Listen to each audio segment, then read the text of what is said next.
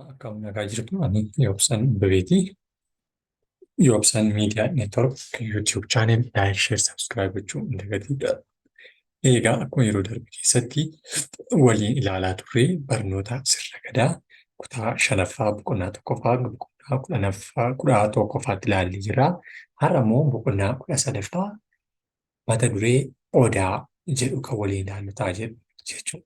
Sirna gadaa keessatti Odaan maaliif jaallatama yookiin immoo maaliif yeroo hedduu Odaa namoonni hedduun laphee isaanii irratti yookiin bifa warqiitiin yookiin bifa meetiitiin yookiin immoo bifa mukarraa hojjetameen qopheeffatanii baattatanii deemu yookiin immoo jaallatu kan jedhu kan waliin ilaallu ta'a. Yoobsan YouTube chaanel laayik, sheer, sabskiraayib gochuu hin dagatinaa. Eeyyega Odaa jechuun sirna gadaa keessatti mukeen ulfoo yookiin mukeen kabajaa, mukeen jaallatamoo ta'an keessaa isa tokkodha jechuudha. Isaan keessaa Odaan muka jaallatama, muka kabajamaadha. Sababa maaliitiin kan jedhus kan waliin ilaallu ta'a jechuudha. Sababa itti Odaan jaallatamu, sababa itti Odaan kabajamuu fi maaliif Odaan akka Oromoo biratti fudhatama qabaatu jechuudha. Oromoon Odaa akka mallattoo Oromoo fi Oromiyaatti ilaala.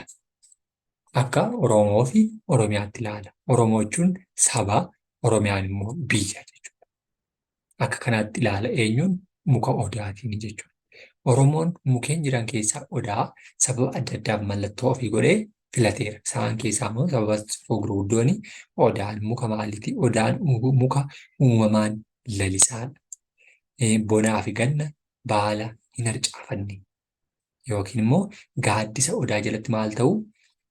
Ergaa dabarfachuu, mari'achuu, walitti qabamuu fi nagaaf araara kadhachuudhaaf bonaa ganna jala taa'uu danda'u jechuudha.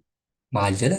Odaa jala jechuudha. Akkasuma Odaan wantoota adda taasisu keessaa dameewwan isaa bal'atee waan lafa ga'uuf dubbiin achi jalatti dubbatan bakkeetti hin dhaga'amu. Mariin Odaa jalatti mari'atan Odaa jalaan bahu. Icciitiin Oromoon walii isaa walitti qabamee haasa'u walii isaa bira darbuu jedhetu amanaa jechuudha. Akkasuma maalidhaa? Odaan halkan daraara. Halkan daraaruun isaa immoo icciitii eeguu isaati jechuudha. Kanaaf Oromoon dubbii icciitii Odaa jalatti mari'ata. Bineensonni akka qamalee, jaldeessa, weennii Odaarra waan hin bulleef jalli isaa maalidha? Qulqulluudha yeroo hundumaa. Muka kanarra buluu hin danda'ani. Kennaa uumamaatiin jechuudha. Maaliif Odaa jalatti bineensonni akka qamalee warra keessa bulan jalatti dhagaa buluu, baala isaa harcaasaa buluu jechuudha. Garuu kennaa ta'e irra buluu hin danda'ani. Sababni isaa immoo ukkaamaadha. Irra keessaa cuufamaadha waan ta'eef akka garaa isaanii irra utaaluu hin danda'an waan ta'eefidha jechuudha.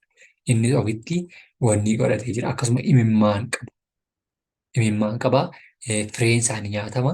Jalli isaa bofaa fi akka wantoonni akka jawwee, wantoonni akka nama miidhuu danda'an lootoowwan ta'an jala jiraachuu hin danda'an.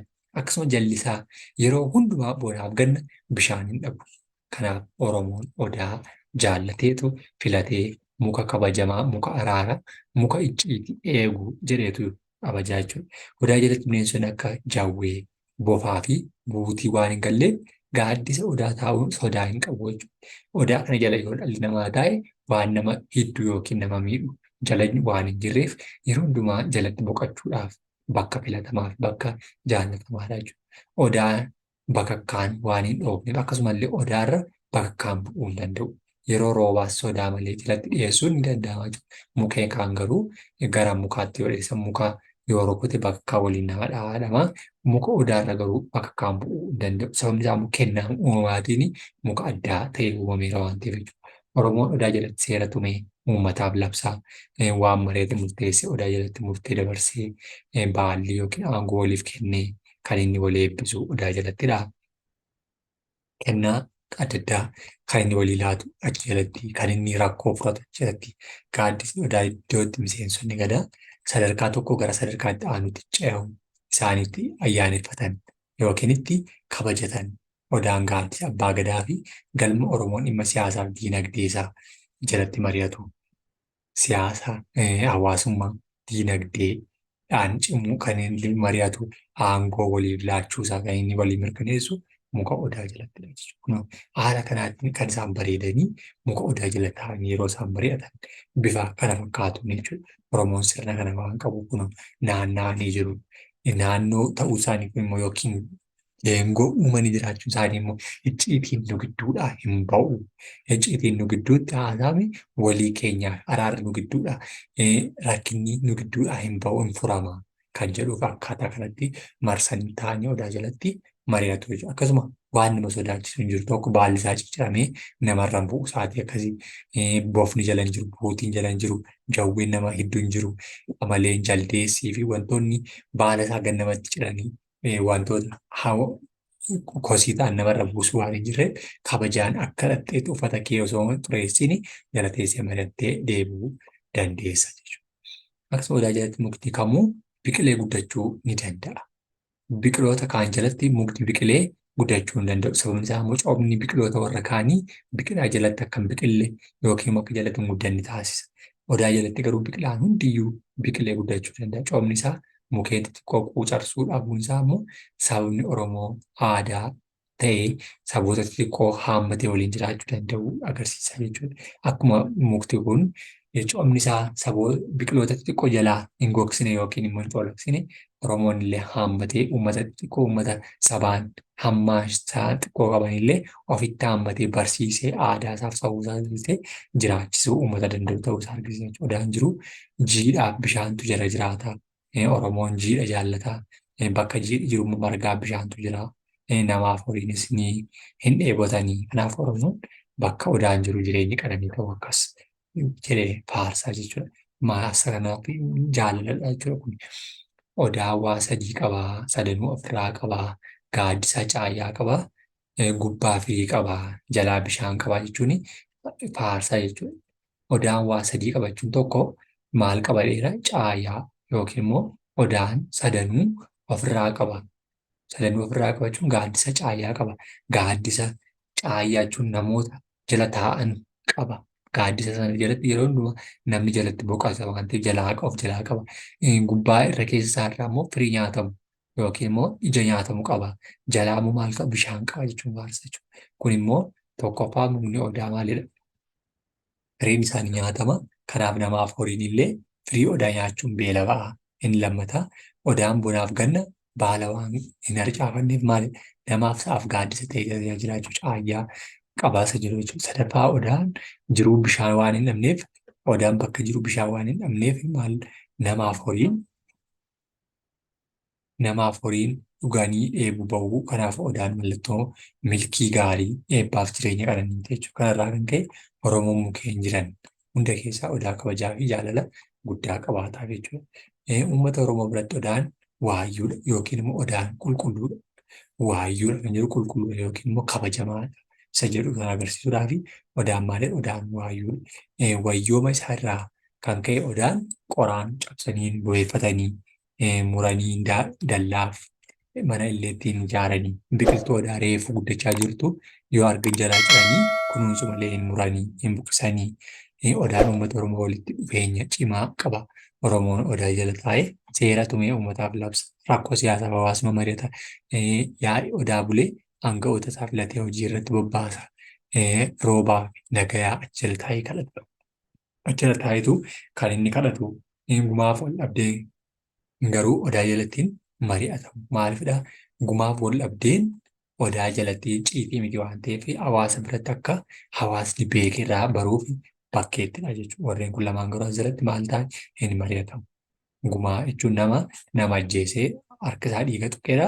Wal dhabdeen immoo nama wal lolee jiru sana achirratti hin mari'atamu. Oromiyaa keessa odaan gumaaf kitilaa lakkaa'amutu jira. Kanneen keessaa gurguddoo fi kan akka giddugala sirna gadaatti tajaajilan immoo turanii fi ammas tajaajilaa jiran kanneen armaan gadiiti.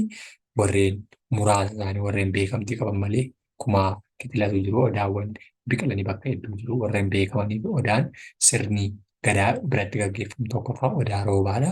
Godina Baalee aanaa Gindiir keessatti argama. Odaa Nabee godina Shawaa Bahaa iddoo kam naannoo Finfinnee ollaa Finfinnee jalatti yookiin magaalaa Dukam keessatti kan argamu. Odaa Bisil godina Shawaa Lixaa Iluu Galaan yookiin immoo Iluu Galaan Jaajjii kan jennu keessatti naannoo gara Wallaggaatti yeroo deemuuf jennuu fi Baakkoo osoo hin ga'iin jechuudha. Odaa bulluq godina Horroo Guduruu aanaa Abaaboo Guduruu keessatti kan argamu. Odaa bultuum godina Harargee lixaa aanaa Odaa bultuum. Odaa doogii Gabbaaboor keessatti kan argamu. Warreen kun warreen beekamoo fi warreen sirni gadaa keessa jalatti gaggeeffamudha.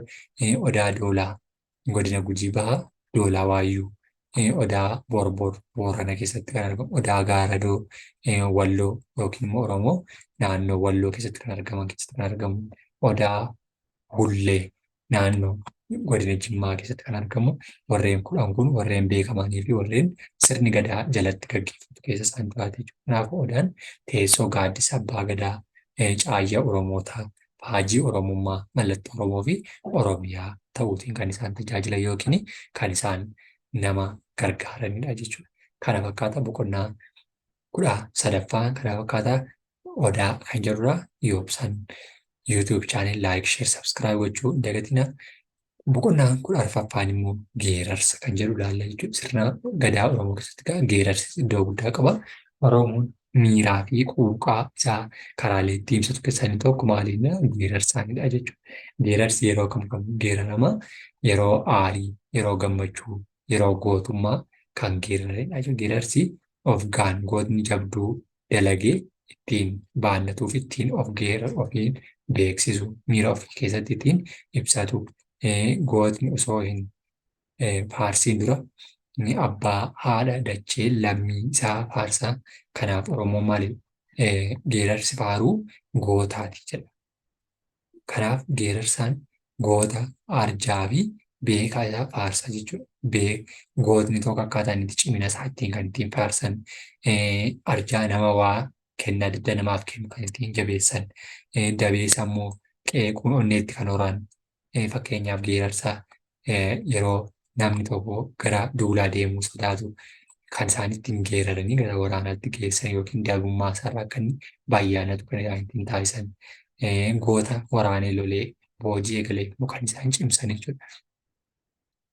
Birbirsa mootii mukaa riqaa malee yaabanii abbaan ofii mootiidhaa dura malee waamanii isa kutaa uffatuu isa dhugaa dubbatuu isa gabateen baaduu isa camadee laatu jechuudha. Maal gochaa jira jechuudha? Faarsaanii jiru jechuudha. Karaa kanaatiin maal godhe?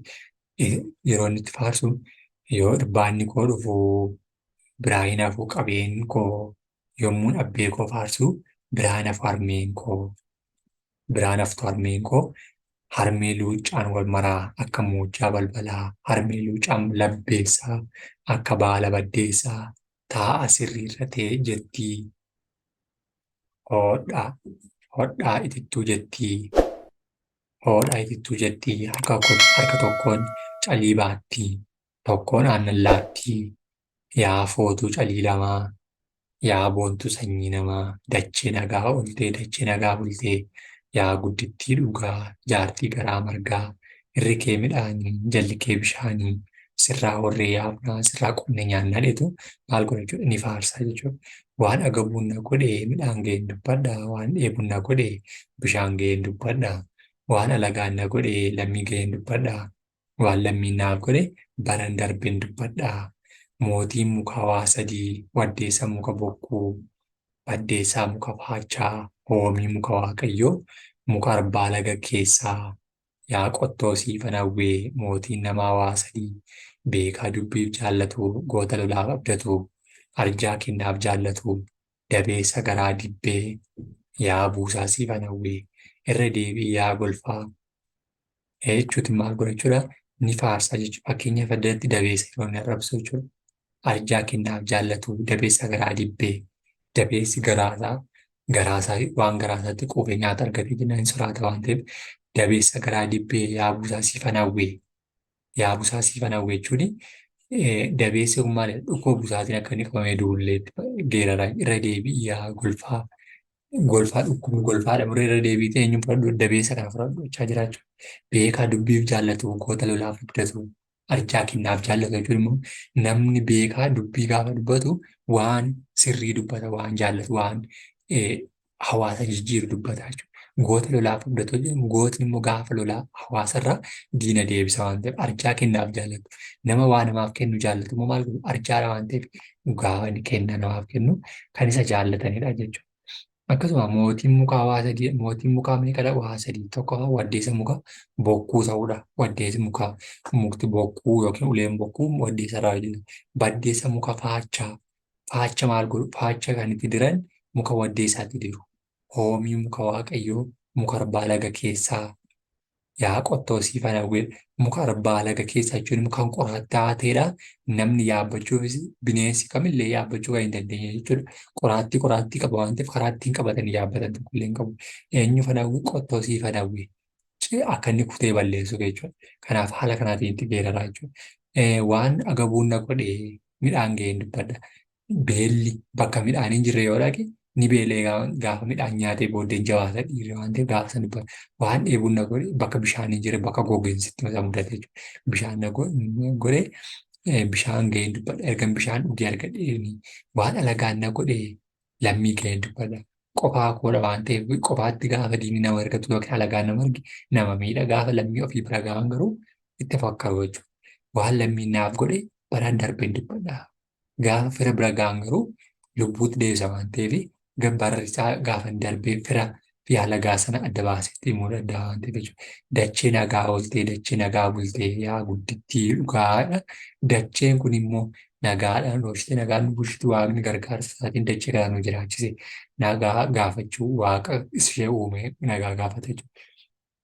Yaa guddittii dhugaa jaaltii garaa margaa jalli ishee maalidha bishaanii irri ishee immoo margaan guutamtuudha lalistuudha waan ta'eef irri kee midhaanii jalli kee bishaanii sirraa warree quufnaa yookiin sirraa warree yaafnaa jalli maal bishaantu jira irra keessa margatu jira irra horree immoo maal yaafna horii yaafna sirraa qonnee nyaannaa dachee lafa kanarraa jechuudha. Kanaaf haala kanaatiin geerareetu dhimma isaa baata. Harmee luuccaa wal maraa. Harmee luuccaa wal maraa jechuun immoo harmee yookiin dandeessuu kan mataan ishee luuccaa taate akka muujjaa balbala muujjaa yookiin immoo daggala muujjaa jedhamu akkaataa isa balbala jiruutti harmee luuccaa labbeessaa akka baala baddeessaa taa'aa sirriirra jettii. Taa'aa sirriirra jettii hoodhaa itittuu jettii taa'a waan sirriirra hoodhaa itittuu jettii dhuguudhaaf itittuu namaa laatti harka tokkoon calii baatti tokkoon aannan laatti harka tokkoon calii baatti jechuun kan gaabii nama uffachiisu isheetudha. Harka tokkoon maal nama laatti aannan dhugaa jette nama laatti yaa footuu calii lamaa. Footuu calii lamaa jechuun calii lamaan gamaaf gamana gorsite kan ishee walitti footu yaa boontu sanyii namaa dheetu isheetti geeraraa haadhaaf yoo geeraruu barbaadu. Yaa yoo irbaanni koo dhufu biraan hafu qabeen koo yommuu dhabbee koo faarsu biraan haftu harmeen koo jedha.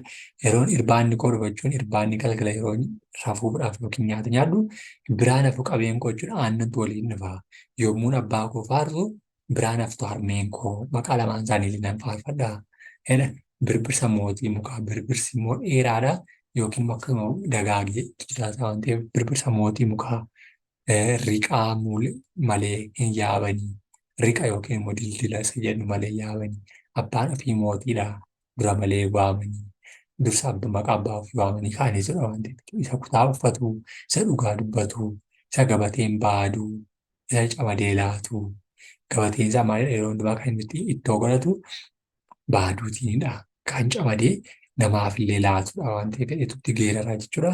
Kun geerarsaa sirna gadaa Oromoo keessatti Oromoon geerarsaan gammachuusaa quuqamaa fi miirasaa kan isaan ittiin ibsatu isa jalqabaa isa duraa akkasumas jaallatamaa ta'e keessattidha jechuudha. Sirnoota keessatti kan inni ittiin waan isaa ibsatu kan inni ittiin fedhiisaa, aariisaa, gammachuusaa, gaddasaa, ciminasaa qeeqa adda addaa kan inni ittiin wal qeequ geerarsaatiinidha jechuudha. Kanaaf sirna kana keessatti kabajaa fi ulfina karaa inni itti walii laatu keessatti tokko duraa ta'ee tajaajila jechuudha. Kanaaf sirni gadaa Oromoo waa hundaaf iyyuu seeraa fi sirna baasee kan inni ittiin bulu kan inni ittiin wal gaggeessu ta'uu isaatiin beekama jechuudha. Yoobsan miidiyaa YouTube chaanel laayik sheer sabskiraayib gochuu inni baay'ina galatoomaa ulfaadha.